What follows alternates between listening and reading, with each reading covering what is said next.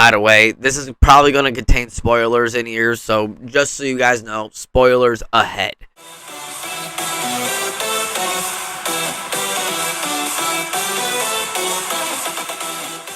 Hey guys, how you doing today? This is David Lucas back here again. Welcome back to my channel. Now today I'm back here again to do a long-awaited review, of a movie that I've been looking forward to for a very long time, and that movie is the latest installment in the DCEU, kind of, maybe in the DCEU, or just, let's just say the latest installment of a DC movie. Zack Snyder's The Justice League.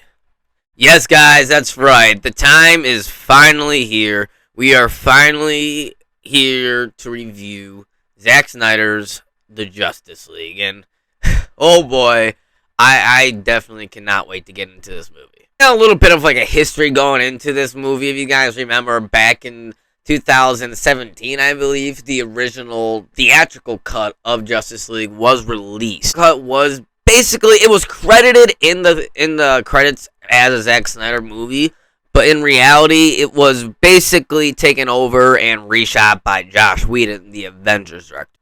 Basically, what happened was Zack Snyder was in the middle of directing the Justice League movie. Apparently, he had two movies planned. He had two, like, part 1 and part 2 planned, and that's what he was going to do, because he apparently wanted to do a big 4-hour, like a really long cut.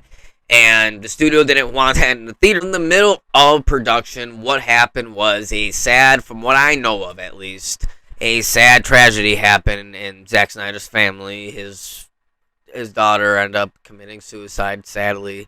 And when something like that happens, you need to stop what you're doing. You need to go and focus on your family. That is just a rough time for any parent, any family member, any loved one in general to, experience. Understandably so, Zack Snyder had to take a leave and leave the production. Well, Warner Brothers, instead of just saying, okay, we understand this is a horrible tragedy, we'll let you have your time with your family, we'll pause production on the movie. Well, the studio execs at the time knew that they were about to lose their jobs. They knew that if this movie gets released at a certain date, then they get their bonuses. They get big bonuses. Instead of just waiting and understanding this tragedy of Zack Snyder and just letting him go and just take care of his family and pausing production on the movie, Warner Brothers instead decided to basically fire Zack Snyder and hire Joss Whedon, and other director who directed the Avengers, the very first Avengers movie at least, well, the very first two, Avengers and Avengers Age of Ultron.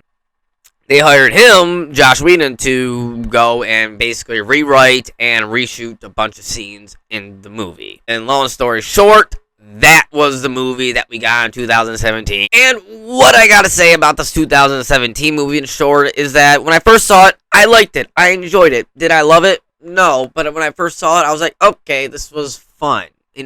At the time when I first saw it, for the first time, first time ever seeing the Justice League on the big screen, I looked at it and I was like, okay, I laughed a few scenes. It was fun. It was cool.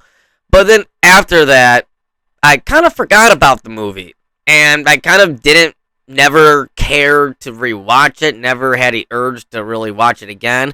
I've only watched, like, clips and scenes on YouTube and stuff like that, and in all the clips and scenes stuff that I'll see on YouTube, and as time went by, I was like, this is not that good. Like, this is not memorial, this is cheesy, this is kind of, this is not good. It just really wasn't as good as you would hope it to be. You start hearing Zack Snyder, has his big True Vision out, and everyone knows, I'm a big fan of Man of Steel. I think is the second best DCEU movie. I love Man of Steel. I think it's a great movie, a fantastic movie. I love what it does with Superman. I love what it does with comic book films in general. It's a fantastic film. BVS, the Ultimate Edition at least. Everyone knows, if you watch my In Defensive series, my buddy Alec, I love that movie. I like it a lot. Yes, there are problems with it. There are still some issues that I have with that movie. But at the end of the day, I really do enjoy Batman vs. Superman more than most people. So I'm a big fan of Snyder. I'm a big fan of his DC movies. So I am really excited to see this. And what I gotta say right off the bat is, yeah, I loved it.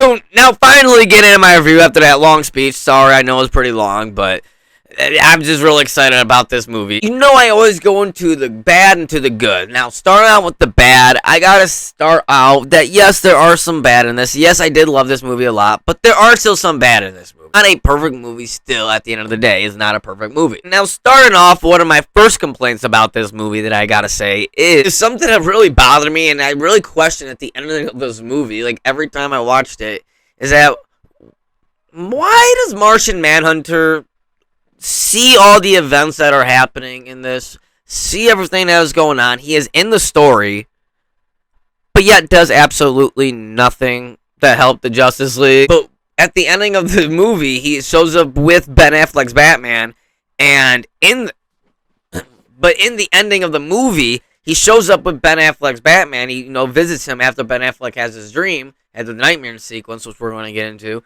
that he doesn't, and he just shows up, and he's like, yeah, I seen you've been having trouble, but I appreciate you teaming up all the heroes of the world and fighting the good fight and winning. And Batman's just like, oh, yeah, okay, thanks. And then he's like, I would like to join your team next time. And then Batman's like, all right, yeah, sure. Okay. Why weren't you there in the first place, buddy? We could have really used your help. But that's still kind of like a nitpick. That's really just like a nitpick in my opinion. And another problem that I got with this movie is the problem that I've had basically with all Snyder's films. This is my one consistent problem that I have. And the one thing that I really just don't like in his films, and I know I'm going to get hate for this. I know I am. But I gotta say how it is. I don't like Amy Adams' Lois Lane. And I feel like still in this movie, they have no idea what to do with her. It's like, it's not that hard to know what to do with Lois Lane. Especially in this story, too. The way you could have still made her Lois Lane while keeping it in the story. And what I don't like what they do is that they make her throughout the whole movie just depressed and walking around and just sad about Superman's death. And even in this movie, there's one thing that I kind of will say that I liked about Whedon's cut over this is that, what you can tell was Whedon's part. Lois Lane still works. She's still, with her depression, she still is sad about Superman, which is good.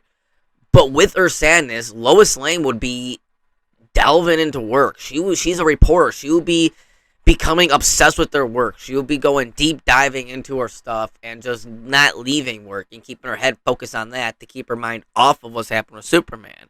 That is more Lois. And still, I feel like in this movie, they don't know how to use her. And they just kind of use her as a plot device to be someone to be sad for Superman. Or someone to be just a plot device for Superman to progress Superman's emotional story. And I feel like there's so much more you can do with Lois Lane than just doing that for her. And I just don't like, Amy Adams' performance as a whole too, I feel like she's just a miscast.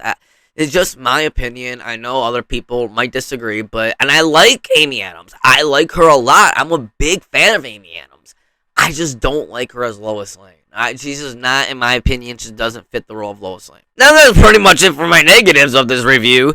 Now, let's go on to the positives and basically everything that I love about this movie and everything why, in my opinion, this movie is not the definitive, but is a fantastic Justice League movie. Right off the bat, what I gotta say is you can tell this is a completely different movie. I mean, same plot, same story beats, but as a whole, a completely different movie than Joss Whedon's or the theatrical cut of Justice League. Because in the theatrical cut of Justice League, it starts out with, I think, basically a montage of Superman and people being sad about Superman. And then a camcorder thing of kids taking a camcorder interview of Superman on set. And he has that horrible, God forbidden CGI face. This one, I love how it starts out. It starts out connecting right with BVS, just like how BVS started out connecting right with Man of Steel. It connects it in a way that you hear Superman scream, and you hear his scream echoing throughout the universe, throughout the stars, like how Jesse Eisenberg's Lex Luthor said in the final scene in BVS, when you guys remember in the Ultimate Edition, he's saying he's heard them and the bells have run. You see that now, and you see Steppenwolf coming, and you see that is why Steppenwolf comes. That now it connects. It's the story that's connecting together, what I love so much. And that's something about this movie that I gotta say right off the bat, why this is already superior, why just 20 minutes into this movie, I was already convinced this movie is better than Joss Whedon's cut of Justice League, is because this movie already has a cohesive story. It already has a basically format of a trilogy: Man of Steel, BVS, and Justice League. And you feel that right there, and it's a full-on cohesive story with the same kind of feeling to it, the same kind of tone. But what I noticed in here, what I really loved, is that Snyder didn't make it so gloomy and dark the whole time. There was a sense of hope in here. There was a sense of goodness and uplifting feeling within this dark time that still feels connected to Snyder's Man of Steel and BVS, which the Joss Whedon's cut did not feel at all. It felt like like it was a linear universe almost type of thing. And that's something I want to get on here too, is that yes, there is comedy in here, but it works, and it works well in my opinion. Snyder never really does use that much comedy in his stuff, well, especially his DC stuff or his comic book stuff. But he did it in here, and I think Chris Terrio is the writer of this, so props off to him too, and props off to Snyder for both putting it in here good and directing it and writing it well. That I thought the comedy here worked so much better than Joss Whedon's versions. Where Joss Whedon's versions felt like almost like they were just slapstick, like they were put in there just to be put in there, and like Batman in certain scenes was goofy and putting out puns for some reason, almost like how he did in Joel Schumacher's Batman for some reason. It was really weird. Now, something I will say that could be a positive and negative to this is that it does start out slow. And it does start out slow, but I feel like it needs to, because look, we don't have, an extra layer of movies beforehand. We only have 2 movies, Man of Steel and BVS, before this. So we need to set up some stuff. We need some time to set up some stuff. And I feel like that's why the 4 hours works perfectly for this, because you get that time to set up. And I really liked that a lot. I thought that was good. But yes, it does go slow. And that could be, like I said, a positive and negative, where it's like, yeah, it does get slow, and then it does reach a point where I'm like, all right, let's go on with the story. But I feel like at the ending of the movie, it works, and it works for the better, in my opinion. When you watch it at the end of the movie, that stuff works. Even though when you're watching it, it does kind of drag a little bit, it does work, because you need that character set up. You need that whole setup with Cyborg and the Flash and the story and plot, and even Steppenwolf's story. You need all that stuff, and I feel like at the end of the day, it works out for the better. Every character with that stuff, every single character in this movie has character development. They all have cohesive, great character development and stories that makes you feel connected and relatable and honest with these characters in a way that the comic books always did. Because the thing that with DC comic books that I always loved is that, yes, they are gods, basically, and that's something that Snyder does put in here that I love, that I've talked about before, and I love that Snyder does. He makes these heroes feel like gods, and I like that. And I also like how at the same time he does make them feel relatable. They are still people at the end of the day. I like that. They still go through regular human stories, and we get that character development. And to me, it makes the story so much better, because now I'm actually liking these characters. Before the Whedon cut, I thought they were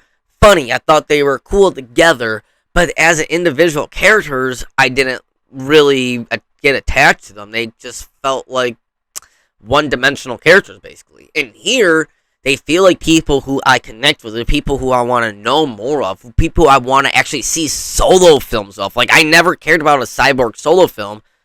Now I want to see one. And with that character development, what they do with Ben Affleck's Batman, what I want to just get on here first and talk about is that I loved it.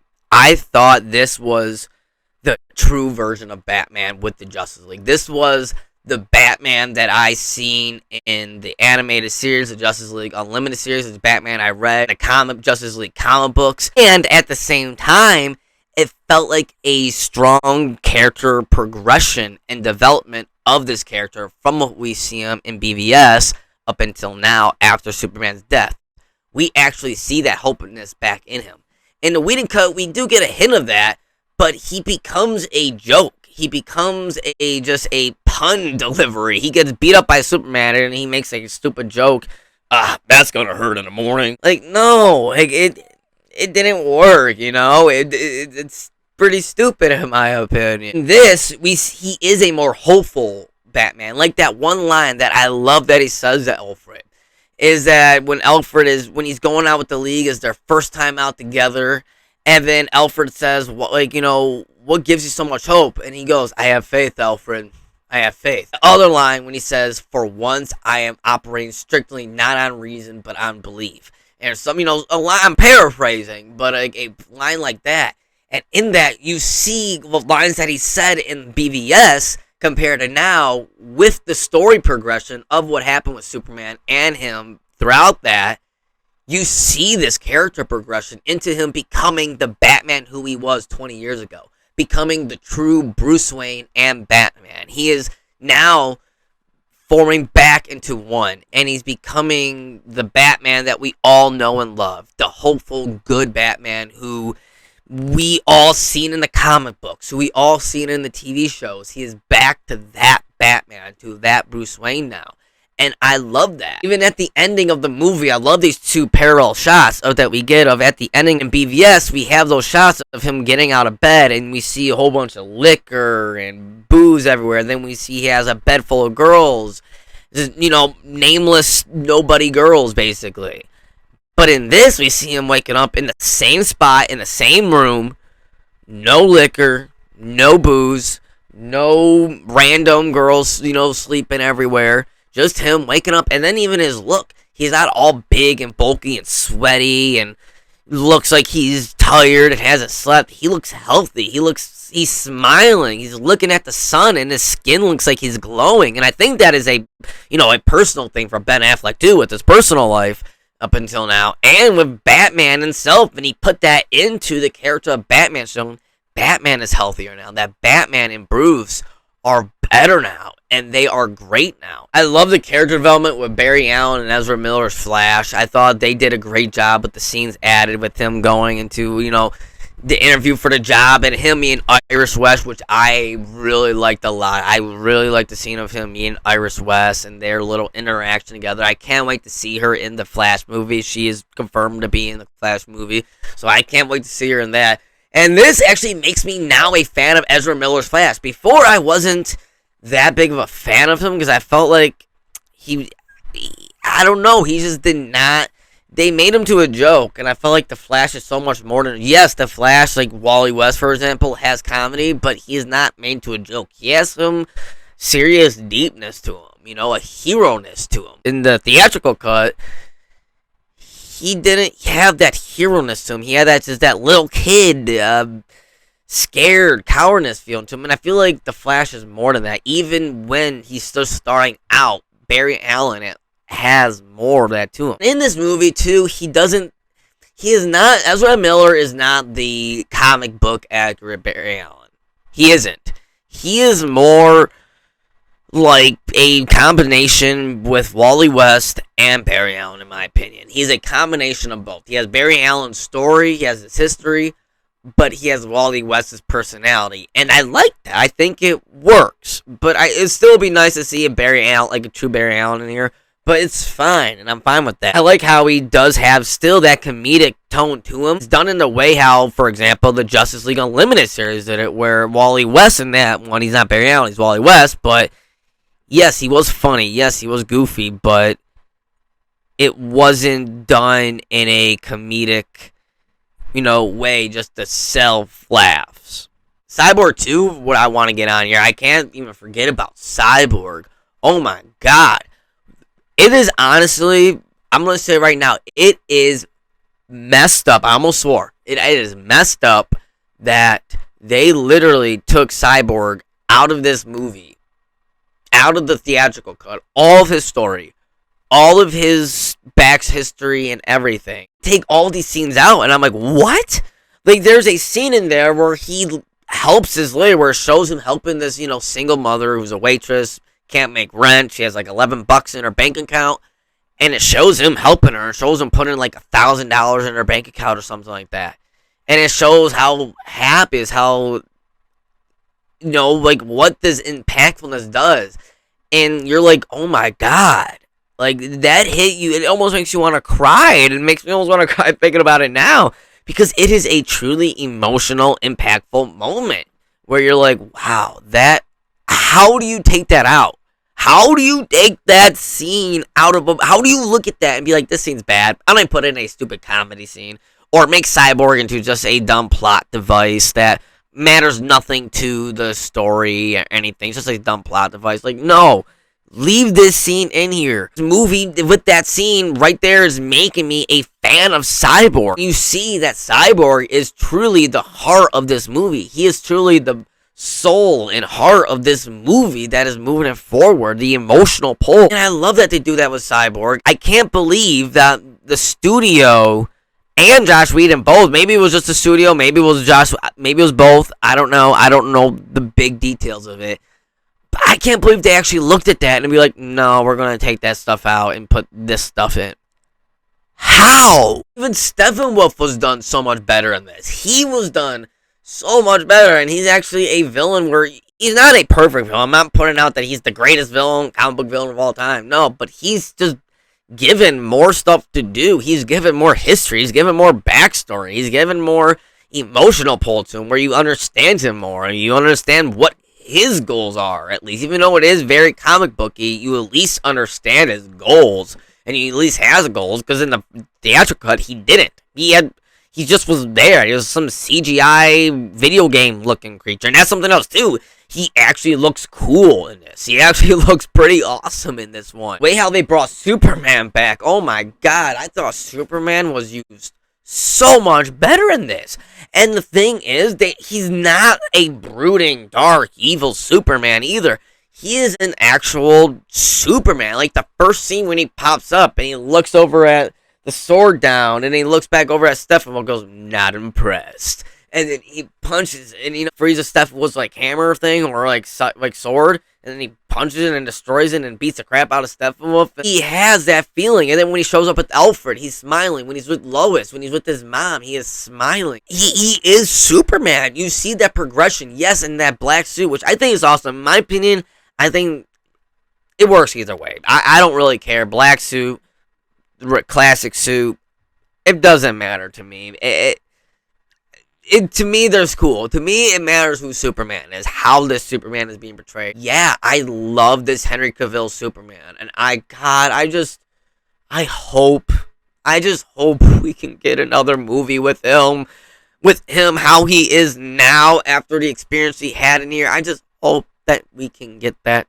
Now, something that I finally want to get on here, what I want to say that I loved about this, that I know a lot of people probably didn't like at all, is the final sequence, the epilogue of the nightmare scene. I've heard some people complain about this, that they didn't like it. They didn't like Batman's interaction with the Joker, with Jared Leto Joker. Now, I'm going to say right here that was Batman's interaction with the Joker, Jared Leto Joker, this interpretation of him, the best interaction of all time between them, between Batman and Joker? No. Was it freaking awesome? Yes. I was on the edge of my seats. I actually dug this version of Jared Leto's Joker. Now, is it my favorite version of Joker ever? No.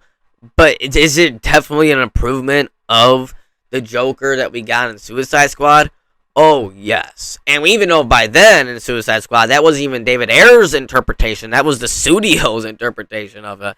So, to see Jared Leto and Zack Snyder's interpretation of the Joker here, I really like. To see how he talks about Robin, and he calls him the Boy Wonder, and you should never send a Boy Wonder to do a man job. And then we have that interaction, which I know everybody hates. I don't care. It doesn't matter to me because of the context. This is an apocalypse world of Batman where we already seen Batman literally snap somebody's neck in this apocalypse world. So who cares? Goes, and when I kill you, and when I effing kill you, you feel that, you're like, whoa. And then he talks about Harley Quinn. Batman says, when I held Harley Quinn when she died, and we get that too. I just love their interaction and how, like, Batman looks away and is talking off with Mira, and we see Joker just in the background laughing and giggling.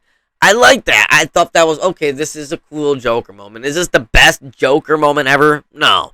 But is it cool and fun? If I'm watching this, like, okay, this is cool. This is Joker. Yeah, that's how I feel about this. Now, my overall thoughts of Zack Snyder's The Justice League is that I think this movie is 100% improvement of Joss Whedon's cut. I think this is a fantastic movie. One of my top 5 favorite DC movies, DCEU movies, or whatever you want to count this as. It is one of my favorite Zack Snyder movies. I do like Man of Steel better. I think when I first seen it, I liked BVS better, but now I will say that I like it better than BVS. Yes, there are still some problems in it, a few minor problems I have in here, but those are just minor problems, and I think this movie as a whole is a better cohesive story. It completes a trilogy. It is a full trilogy. Honestly, it is a full director's straight vision of a trilogy. You can tell. Shots are incredible. The characters are incredible. I love the characters. This is probably, as a DC fan my whole life, as someone growing up as a DC fan my whole life, watching the shows, reading the comic books, having action figures, this makes me very proud and happy to watch. And it makes me happy to see, as a movie fan, as a film fan, it makes me happy to see a director get to just put out his true vision. This is fully his vision. And as a film fan, that makes me so happy to see a filmmaker be able to have that opportunity to do that. And at the end of the day, this movie made me wanting more. This movie made me wanting to see more of Zack Snyder's vision. It made me want to see more Zack Snyder's movies. Made me want to see a Justice League 2 with how it ended with Martian Manhunter. And to me, this movie can definitely just fit into the overall DCEU. It can just fit in with the future movies and everything, except for the exception of Superman suit and Shazam, but I feel like that's not that big of a deal in all honesty. Really like to see what they do going forward with this version of the Justice League. In my overall scoring of Justice League, I'm going to have to give it an 8.5 out of 10. Yes, guys, an 8.5 out of 10. I love this movie. I thought it was great. It is definitely one of my favorite DC movies, I think, in general. I just really thought this was a great movie. Maybe one of my favorite Zack Snyder's movies, next to Man of Steel, which I think is a fantastic, incredible movie. Now, what do you guys think of Zack Snyder's The Justice League? Let me know down in the comment section below, and let me know. I always like to know what you guys are saying. I always like to hear your guys' thoughts and your opinions on this. And if you like this video, make sure you give it a thumbs up and subscribe to my channel. I always appreciate it. And until next time, guys, we'll see you later.